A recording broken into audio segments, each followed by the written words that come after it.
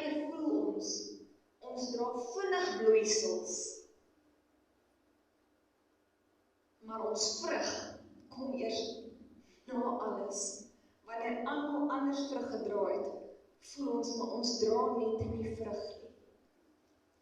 Maar hierso in die Bybelse tyd is hierdie amandelboom 'n teken van hoop en belofte.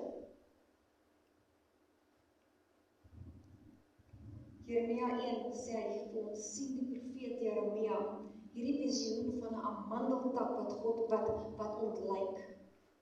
God vra van, wat sien jy, Jeremia? En ek wil vandag vir jou vra, wat sien jy? Sien jy net hierdie pyn waarin jy heiliglik is? Sien jy net hierdie teleurstelling waardeur jy elke dag moet gaan? Hierdie seer waarmee jy worstel? Hierdie verwerping van jou familie? Die verwerping van die kinders? Die verwerping van jou man? Wat sien jy raak? Of is jy op 'n plek waar op jou knie kan wees? Waar jy sê, Here, ek sien 'n amandeltak wat bloeisels dra. Want ek weet, U hou vir my belofte in. As ouers, as mamas, as papas, het ons soms nodig om die groter persepsie van God raak te sien.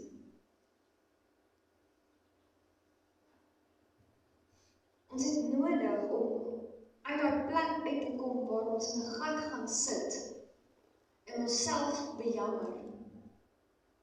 Ons het nodig om uit daai plek uit te klim wat ons nie meer weet waar om te gaan nie, want ons het 'n koning waarin ons kan vasklou. Jy weet, want in 'n ewig veranderende, altyd bewegende, voortdurend verskynende, gebroke wêreld, waar ons getakel word elke dag deur opnuwe teleurstellings, waar ons getakel word en aangeval word deur die wêreld en die duiwelse leuns wat ons vrees bring, het ons een ding om aan vas te klou, en dit is die onveranderde aard van God. Want God is die wat hy is die God van gister en vandag en van môre. As God sê sy woord sal so woord wees en as jy woord gegee, sal dit so wees. Want hy is die een wat 'n ding begin het en hy sê in sy woord dat hy die een is wat dit sal volbring in die naam van Jesus. So nou vra ek vir jou mamma, pappa, hoekom twyfel jy? Hoekom wil jy moed opgee? Ek is vandag hier om vir iemand te kom vertel wat wil moed opgee om te sê, jy kan nie nou moed opgee nie.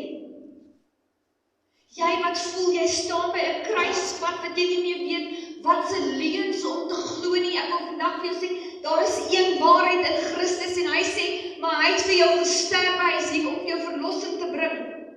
En hy strek sy hand vanoggend na jou toe uit en hy sê, ek is die weg en die waarheid en die lewe. Wie na my toe kom in my naam, vir hom sal ek verlossing gee, vir hom sal ek lewe in oorvloed gee.